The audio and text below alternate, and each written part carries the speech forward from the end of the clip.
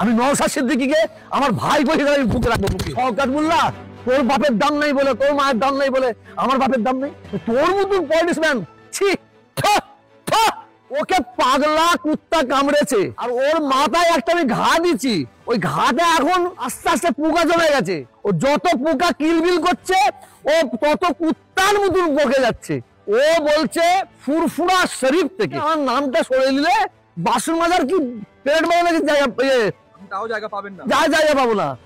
এই শওকত, এই কোন বক্তা, এই জুনিয়র আবু জেহেল, শোন, তোর নাম থেকে যদি মোল্লাটা সরিয়ে নিয়ে নেয়, মোল্লাটা সরিয়ে নেওয়া হয়, তোর মুখে কুত্তা পিচ্ছাপ করবে, তাও পিচ্ছাপ কত লজ্জা পাবে, কিন্তু তোর মুখে কুত্তা পিচ্ছাপ করবে।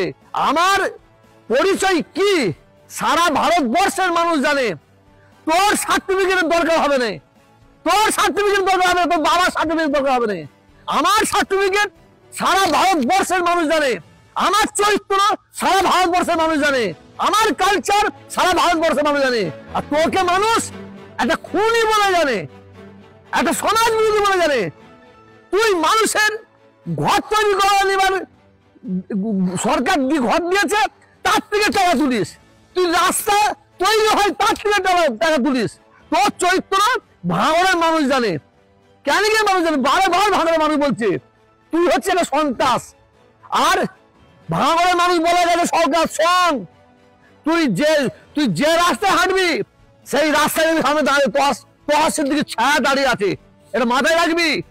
তুই পিলান করছিস, ভাঙড়ের মানুষ এসে বলে গেল, ক্যানিংয়ের মানুষ এসে বলে গেল, তুই এইরকম কত মায়ের গোল খালি করবি, কত মায়ের গোল খালি করবি।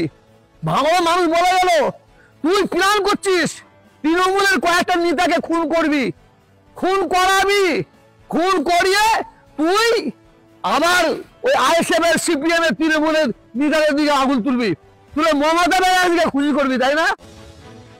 অভিষেককে খুশি করবি। মানে অভিষেক আর মমতা ব্যানার্জি তোর কাছ থেকে যত সরে যাচ্ছে তুই তত পাগলা কুত্তার মতো ঘে ঘে ঘেউ ঘে করছিস। কই তোর ভাঙড়ের জনসভায় কি অবস্থা? তুই কেন চেঁচাচ্ছিস ওই দিন? তোর তো পলিটিক্যাল কোনো কথাই ছিল নি, তোর তো পলিটিক্যাল কোনো কথাই ছিল নি। তুই যত চেঁচাবি আর যত দিন যাবে তোর তত চেয়ার ফাঁকা হবে। শুনে যাবে শওকত, এই ভাষায় কথা বলার ছেলে আমি নয়, আমি যে বাড়ির ছেলে, আমি এই ভাষায় কথা বলি না। কিন্তু তুই যে ভাষা জানিস, যে ভাষার মানুষ, তোকে সেই ভাষায় আমি কথা বলছি। শওকত, ভাঙড় ক্যানিং এর মানুষ তোর জন্য অপেক্ষা করছে। তুই পুটলি গাড়লি গুছিয়ে রাখ, গাড়লি গুছিয়ে রাখ, শুধু ভোটটা করতে দিস, শুধু ভোটটা করতে দিস। আমি আবার জোর গলায় বলছি, মমতা ব্যানার্জিকে বলছি, অভিষেককে বলছি, ভাঙড় ক্যানিং এর মানুষ এই শয়তান, এই কম বক্তা, এই খুনি, এই তুলাবাজকে একটা ভোট দেবে না, দেবে না, দেবে না। আপনাকে তো চ্যালেঞ্জ করেছে, আমিও চ্যালেঞ্জ করছি, মমতা বলেনি দেবে না। কিন্তু ভাঙড় ক্যানিং এর মানুষ, বাংলার মানুষ এই মমতা ব্যানার্জি সরকারকে চাই, চাই। কিছু এমএলএ আছে এদের ঘরে চাইনি, শুধু শওকত নয়, বাংলায় আরো কিছু এমএলএ আছে যারা তার মাকে ভাত দেয়নি, যারা তার বাপকে ভাত দেয়নি, যারা তার মা বাপকে ভাত দেয়নি। এ সমাজের কি করার চিন্তা করবে? অতএব মমতা ব্যানার্জি কেন দাবি থাকবে ভাঙড়ের মানুষের তরফ থেকে, ক্যানিং এর মানুষের তরফ থেকে এই ধরনের অসৎ ব্যক্তিদের কোনো মতে টিকিট না দেওয়া হয়। আর যদি টিকিট দেওয়া হয় কিচ্ছু করার নাই, সেটা তার জবাবটা মানে ভারতের কি বলে মানে ভাঙড়ের মানুষ আর ক্যানিং এর মানুষ দিয়ে দেবে। আপনাকে তো চ্যালেঞ্জ করেছে, বলতে দম থাকলে এখানে এসে ভোটে দাঁড়ান। আমার মায়ের দাম আছে, আমার ইজ্জতের দাম আছে। আমি নওশাদ সিদ্দিকী পলিটিক্স করছে, আমি নওশাদ সিদ্দিকীকে আমার ভাই বলে আমি বুকে রাখবো, বুকে। কিন্তু পলিটিক্সের জায়গায় নওশাদ সিদ্দিকীকে সর্ষে পরিমাণ জায়গা দিই না, দেবো না, দিই না, দেবো না। ও কি বলছে আমাকে দাঁড় আছে পাগলা, ও যে একটা ভাইপো গেছে ওর সঙ্গে আগে করুক, মোকাবেলা করুক, ওর সঙ্গে মোকাবেলা করুক। আর আমি জীবনে পার্টি করবো না। শওকত মোল্লা, তোর বাপের দাম নেই বলে, তোর মায়ের দাম নেই বলে আমার বাপের দাম নেই, আমার মায়ের দাম নেই। পলিটিক্স যে সে করতে পারে, তোর মতন পলিটিশিয়ান, ছি,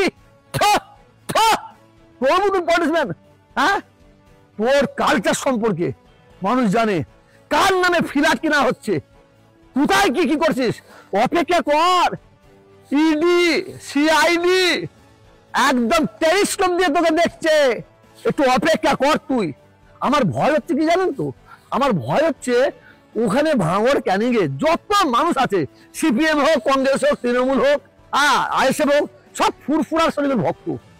কেন ও এত বড় জালিম, ও এত বড় জালিম। আপনি দেখবেন ভোটের আগে ও কয়েকটা তৃণমূলের নেতাকে ও মার্ডার করাবে, খুন করাবে। এই খবরটা আমাকে দিয়ে গেছে ভাঙড়ের মানুষ, ক্যানিংয়ের মানুষ। ও খুন করিয়ে দিয়ে কোন বক্তা ওই আইএসএফ এর দিকে আঙুল তুলবে, সিপিএম কংগ্রেসের দিকে আঙুল তুলবে।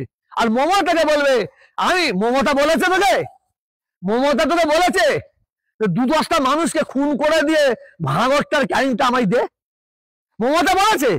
যদি মমতা বলে থাকে 2-10টা মানুষকে খুন করে দিয়ে ক্যানিংটা আমায় দে, ভাঙড়টা আমায় দে, তাহলে যেন তুই টিকিট পাবি। মমতা ব্যানার্জিকে আমি চিনি। মমতা ব্যানার্জি খুনের রাজনীতি পছন্দ করে না, অভিষেক খুনের রাজনীতি পছন্দ করে না।